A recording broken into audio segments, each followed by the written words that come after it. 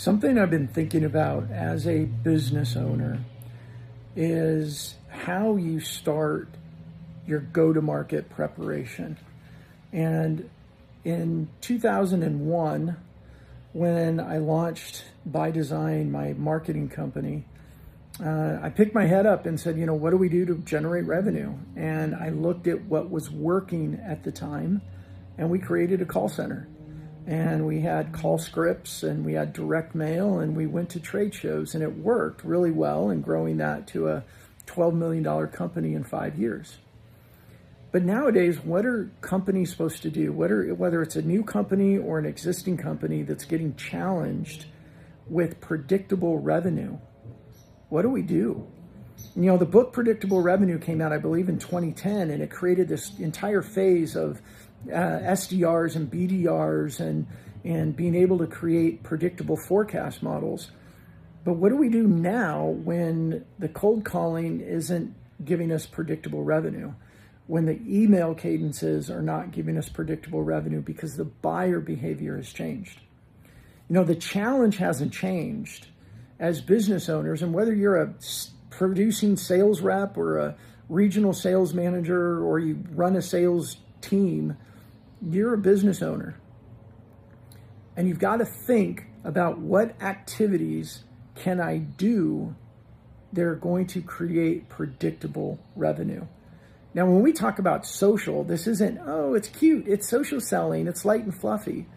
No, it's about putting in frameworks and processes that use tools like social to meet our prospects, engage our prospects, create opportunities with our prospects, and create a system that we could have predictable revenue because we have frameworks that we could work day in and day out.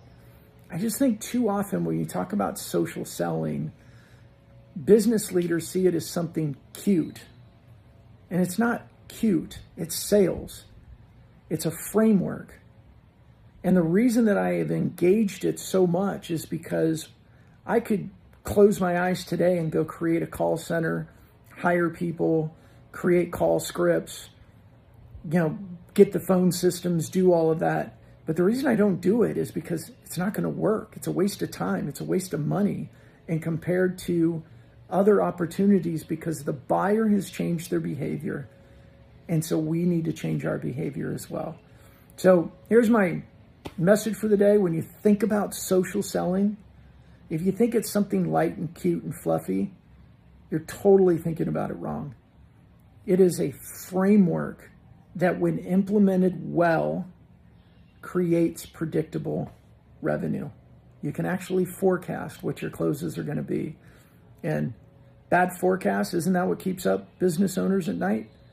Are we really going to close the deals that we think we're going to close? I'd say that most business leaders, most sales leaders, if you ask them how confident they are in their forecast model right now, unless they're lying, they're going to say it's really, really low.